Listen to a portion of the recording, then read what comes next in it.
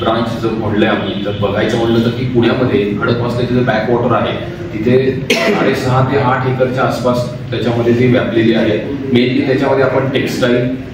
Silver utensils आणि paintings मध्ये आपण तिथे खूप मोठ्या प्रमाणात एक्झिबिशन्स केले. याच्या व्यतिरिक्त वेगवेगळी दालनं आहेत, जशी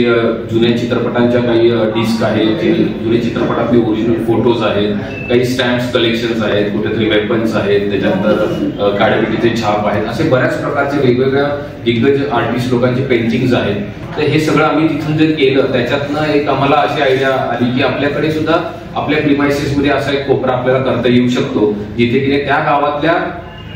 कलाकारांना तिथे एक्झिक्यूट करण्यासाठी त्यांची चित्र तिथे एक्झिक्यूट करून गावातल्या सर्व लोकांपर्यंत पोहोचवण्याची संधी देता येऊ शकते का. तर आम्ही हे गेल्या वर्षी जेव्हा कन्स्ट्रक्शन केलं, नवीन दुकान जेव्हा आपण दफरीन चौकात केलं, तेव्हा हे ठरवूनच केलं की आपल्याला तिथे जपूरची आर्ट गॅलरी करायची आहे आणि तिथे निवोदित आणि आपल्याकडचे जे जुने जाणकार चित्रकार आहेत त्यांची सुद्धा एक्झिबिशन तिथे करायची. तर याचं पहिलं एक्झिबिशन गोरंटला पुष्कराज यांचं आपण सुरू करत आहोत आणि त्याची सुरुवात खूप छान होत आहे, कारण दीपक सर पण